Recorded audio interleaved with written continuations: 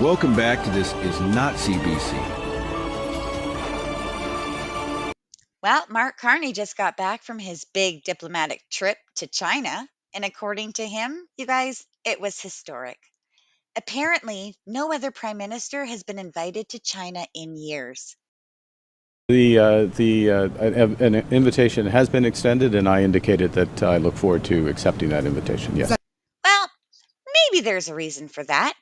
Carney's bragging about being welcomed back to the table. But let's not forget, a year ago, he wasn't at the table for Canada.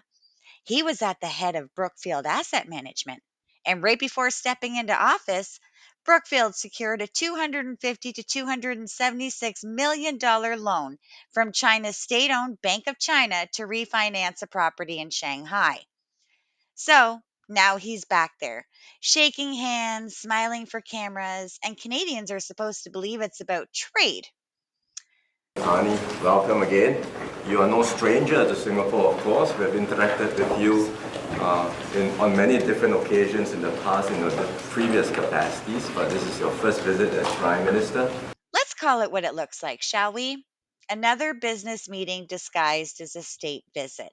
And when the cameras packed up and the plane took off, you guys, what did Canada come home with? Oh, that's right. Absolutely nothing. No deal, no trade progress, no tariff relief. Meanwhile, Donald Trump walked away from their own China meetings with a signed trade deal, improved agricultural access, and tariff reductions. Overall, I guess on the scale of from 0 to 10, with 10 being the best, I would say the meeting was a 12. But Carney, you guys, he leaves China with now more tariffs on Canadian exports than when he arrived. Let's talk about those tariffs, shall we? China slapped 100% duties on Canadian canola oil, meal, peas, and seafood in March of 2025. The US reinstated tariffs on Canadian aluminum, autos, and softwood lumber. And now even the EU is reviewing pharmaceutical and tech exports from Canada. Everywhere Carney goes, another tariff seems to appear. Is that bad luck or bad leadership? Are we starting to think that maybe, I mean, just maybe, every trip Mark Carney takes isn't about Canada at all? Is this about Mark Carney's portfolio, his connections, his image, his wallet, his post politics speaking circuit? Because from where we're sitting, Canada's footing the bill for a man who's still playing global banker while pretending to be prime minister. And these aren't cheap flights, folks. Not at all. We're talking full delegations, government jets, security, press teams, all while Canadians can't afford groceries, heating oil, or rent. He's flying business class across the world while our economy is stuck in coach.